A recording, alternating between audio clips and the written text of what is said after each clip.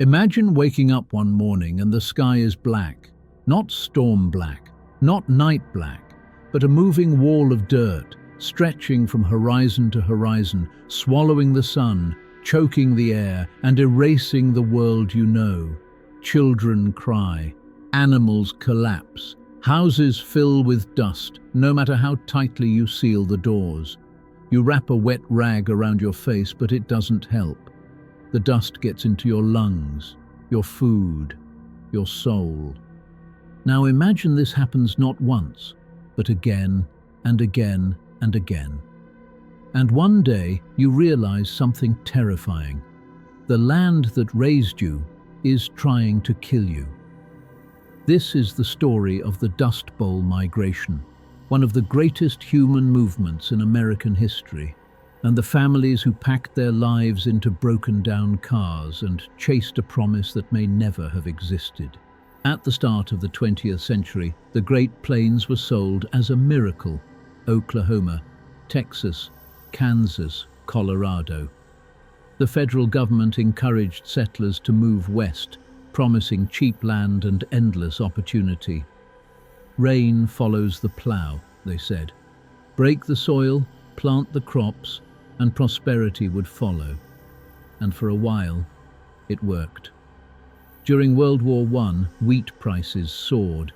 Farmers ripped up native prairie grasses that had held the soil in place for thousands of years. Tractors replaced horses. Fields stretched farther than ever before. The land was producing, but it was also fragile. When the rains stopped in the early 1930s, there was nothing left to hold the earth together, and the wind was coming. The first dust storms were confusing, then they became terrifying.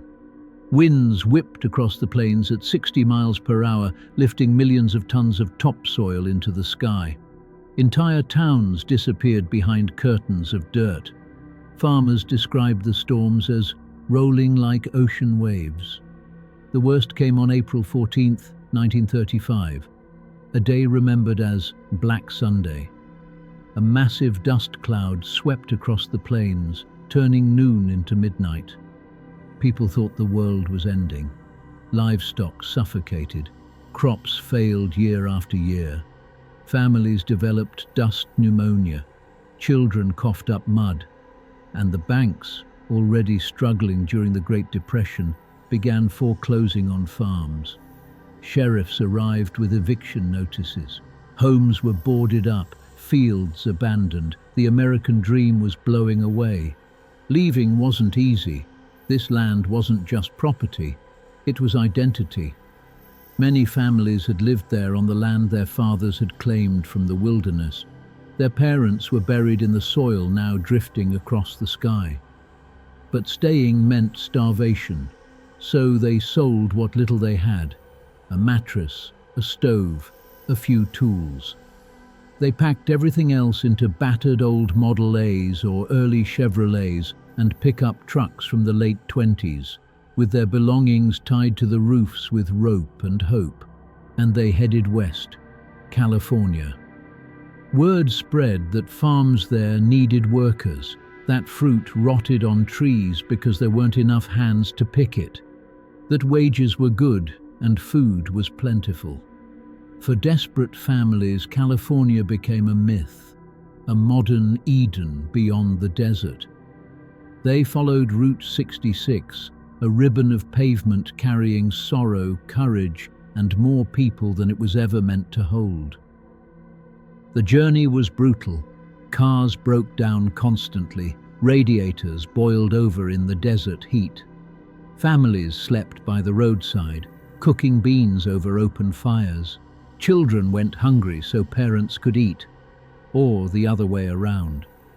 And they weren't alone. By the late 1930s, hundreds of thousands of migrants, often called Okies, regardless of where they came from, poured into California. It wasn't just farmers, but the shopkeepers and teachers whose worlds had also turned to dust. But the welcome they expected never came. California was not waiting with open arms. By the time the first waves of Dust Bowl migrants arrived, The state was already buckling under the Great Depression. Jobs were scarce, relief programs were overwhelmed, and suddenly hundreds of thousands of desperate newcomers were competing for the same few opportunities. Farm owners took advantage. With so many people willing to work for anything, wages collapsed. Men lined up before dawn, hoping to be chosen for a day's labor.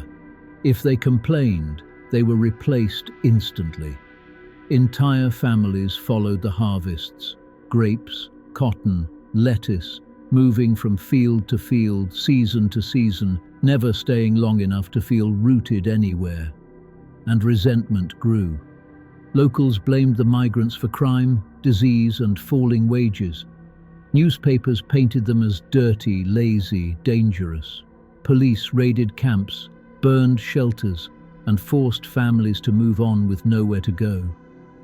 Handwritten signs appeared in windows and on fences. No Okies. We want no destitute white trash. For families who had already lost everything, this rejection cut deep. They lived in camps made of scrap wood, cardboard, and tin. No plumbing, no electricity. Clean water was a luxury. Children slept on dirt floors. Mothers tried to keep food free of flies and dust that followed them even here. Illness spread quickly: dysentery, typhoid, malnutrition. Many children never went to school. Some never learned to read. Childhood was replaced by labor. And yet, people endured. They formed communities anyway. They shared food. They looked after one another's children. They sang songs at night, not because life was good, but because it was still life. The federal government eventually took notice. New Deal programs created cleaner migrant camps with running water and sanitation. It wasn't comfort, but it was dignity. For the first time in years, families felt human again. Slowly, painfully, some began to climb out. Children of migrants grew up, learned skills, went to school, joined unions, started businesses. They became farm managers, mechanics, teachers, and organizers. The people once mocked as Okies helped transform California into the agricultural powerhouse of the nation. But the cost of that transformation was written on their bodies, their memories, and the years they never got back. The Dust Bowl migration did not end when the storms stopped. The wind eventually settled. The rains slowly returned. Grass grew again on the plains, but something fundamental had changed. Families who survived carried the trauma with them. A fear of the sky, of dry winds, of losing everything overnight. Even decades later, some kept their cars packed just in case. The Dust Bowl became a lesson carved into American history. That land is not infinite, that nature does not forgive arrogance, that prosperity built without care can vanish in a single season. It also revealed something else. When everything collapses, when banks fail, crops die, and governments look away, people still move. They still hope. They still choose survival over surrender. The road west became a symbol, not of success, but of desperation, of courage, of the human instinct to keep going when standing still means death. And that road never really closed. Today the storms look different. They aren't always made of dust. Sometimes they're droughts, sometimes floods, sometimes rising seas or empty factories or borders closing behind fleeing families. But the story is the same. When the land turns against you, when home becomes unlivable, when staying means disappearing, people pack what they can carry. They load their lives into vehicles meant for something else, and they chase a future they can't see. The Dust Bowl migrants were not anomalies. They were the first modern climate refugees, the first mass warning, the echo of something that keeps happening. Because as long as the earth can fail, and as long as hope can fit in the back of a car, that journey will begin again. It showed how quickly a place can turn hostile, how easily prosperity can collapse, and how far people will go when survival is on the line. Long after the storms faded, the road west remained. Because whenever land fails, whenever families are forced to leave home, whenever hope is packed into the back of a car, that journey begins again.